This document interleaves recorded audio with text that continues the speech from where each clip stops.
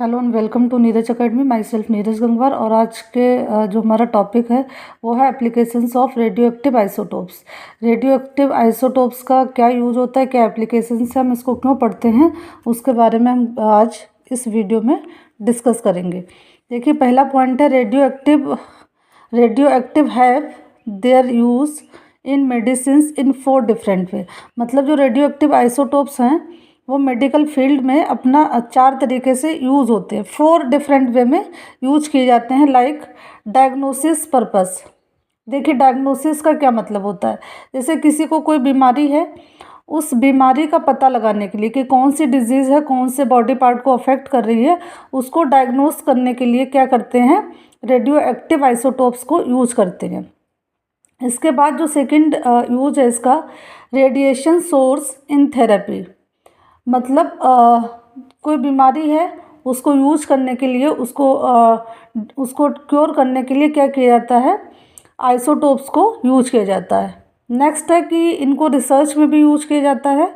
इसके बाद स्टेरिलाइजेशन एक ऐसा प्रोसेस है जिसमें जो माइक्रो ऑर्गेनिज्म होते हैं उनको क्या कर दिया जाता है, उनको डिस्ट्रॉय कर दिया जाता है। न सिर्फ माइक्रो ऑर्गेनिज्म को बल्कि उनके स्पोर्स को भी किल कर दिया जाता है।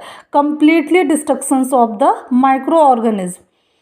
तो स्टेरिलाइजेशन करने के और भी तरीके होते हैं। लाइक हीट सोर्स अप्लाई करके स्टेरिलाइजेशन किया जाता है, केमिकल्स को यूज करके किया जाता है, और रेडिएशंस को यूज करके भी स्टेरिलाइजेशन किया जाता है। जैसे कि आपने देखा होगा कि लैब्स में अगर आप यूज कर रहे हैं, इक्विपमेंट्स हो गए, और जो डॉक्टर यूज करते हैं इंस्ट्रूमेंट्स फॉर सीजर पर्पस, उनको भी क्या किया जाता है, स्टेरिलाइज किया जाता है आफ्टर अ सिंगल यूज। तो उसको स्टेरिलाइज करने के लिए क्या करते हैं, रेडिएशंस को यूज करते हैं, केमिकल्स को यूज करते हैं, और हीट सोर्स को यूज करते हैं। तो देखिए, जो हमारा रेडियो एक्टिव आइसोटोप्स हैं जो डायग्नोसिस में यूज होते हैं, पहला कौन सा, फेरिक सिट्रेट। ये इंजेक्शन फॉर्म में यूज होता है हेमेटोलॉजिकल डिसऑर्डर में।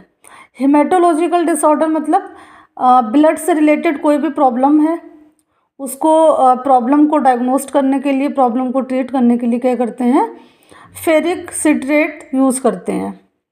इसके बाद रेडियो एक्टिव कोबाल्ट 59 और कोबाल्ट 60, इसको यूज करते हैं कि विटामिन B12 का एब्जॉर्प्शन क्यों नहीं हो पा रहा है। बॉडी के अंदर अगर विटामिन B12 एब्जॉर्प्शन नहीं हो पा रहा है तो उसको क्योर करने के लिए क्या करते हैं, कोबाल्ट 59 एंड कोबाल्ट 60 को यूज करते हैं। इसके बाद है सोडियम आयोडाइड इंजेक्शन, यूज करते हैं इसको to study the functioning of thyroid gland. जो हमारी थायराइड ग्लैंड होती है उसकी जो फंक्शनिंग है, अगर वो किसी भी तरह से डिस्टर्ब हो गई है तो उसके फंक्शन को स्टडी करने के लिए हम क्या करते हैं, सोडियम आयोडाइड को यूज करते हैं। नेक्स्ट है आयोडिनेटेड ह्यूमन सीरम एल्ब्यूमिन इंजेक्शन को हम यूज करते हैं कार्डियोवैस्कुलर फंक्शंस में। जो हार्ट से रिलेटेड कोई प्रॉब्लम है, डिसफंक्शनिंग हो गई है, तो उसको क्या करते हैं, नॉर्मलाइज करने के लिए, उसको ठीक करने के लिए क्या करते हैं, इसको यूज करते हैं। नेक्स्ट है रेडियो आइसोटोप्स इन थेरेपी। रेडियो आइसोटोप्स को थेरेपी में किस थेरेपी में यूज किया जाता है, किस में यूज करते हैं। Iodine 131 is use to treat the thyroid for cancerous and abnormal condition such as hyperthyroidism.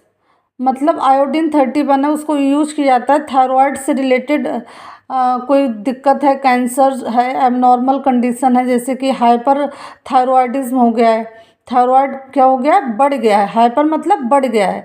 तो इन सबको क्योर करने के लिए क्या करते हैं, रेडियो आइसोटोप्स को यूज करते हैं, आयोडीन 131 को। Cyanocobalamin find use in diagnosis of anaemia. Anaemia क्या है, decreased concentration of blood in human body. जब ब्लड की अमाउंट क्या हो जाती है, कम हो जाती है बॉडी में, उस कंडीशन को क्या कहते हैं, एनीमिया कहते हैं। तो एनीमिया को ट्रीट करने के लिए साइनोकोबालामिन को यूज करते हैं। Lead 212 can be used for cancer treatment. Lead 212 को कैंसर का इलाज करने के लिए यूज करते हैं। And lead 198 find use in carcinoma of uterus and urinary bladder. देखिए गोल्ड 198 को क्या करते हैं, यूज करते हैं किसमें, carcinoma of uterus. Carcinoma of uterus क्या है, ये टाइप ऑफ कैंसर है जो कि यूट्रस या यूरिनरी ब्लैडर में पाया जाता है। इसको ट्रीट करने के लिए यूज करते हैं। रेडियो एक्टिव आइसोटोप्स हैं, उनका रिसर्च में भी एक मेजर रोल रहता है। Excellent biological and medicinal study can be carried out with radio active isotopes and tracers. मतलब अगर आपको स्टडी में अच्छा रिजल्ट चाहिए, अच्छे से रिसर्च करनी है, तो उसमें क्या करते हैं, रेडियो एक्टिव आइसोटोप्स को यूज करते हैं। जैसे कि कार्बन-14 हो गया, tritium are most commonly used, ये रिसर्च में यूज़ होते हैं। Sterilisation, thermolabile substance like vitamins हो गए, हार्मोन्स हो गए, एंटीबायोटिक्स हो गए, इनको हम सेफली रेडियो एक्टिव आइसोटोप से क्या कर सकते हैं, by the using rays, alpha beta gamma rays को यूज करके इनको थर्मोलबाइल जो सब्सटेंस होते हैं, जो थर्मोलबाइल्स होते हैं, इनको क्या कर सकते हैं, हम स्टेरिलाइज कर सकते हैं by using the rays. Strong radiations are used for sterilization of thermolabile. Example है कोबाल्ट 60 और caesium 137 is used for sterilisation surgical instrument.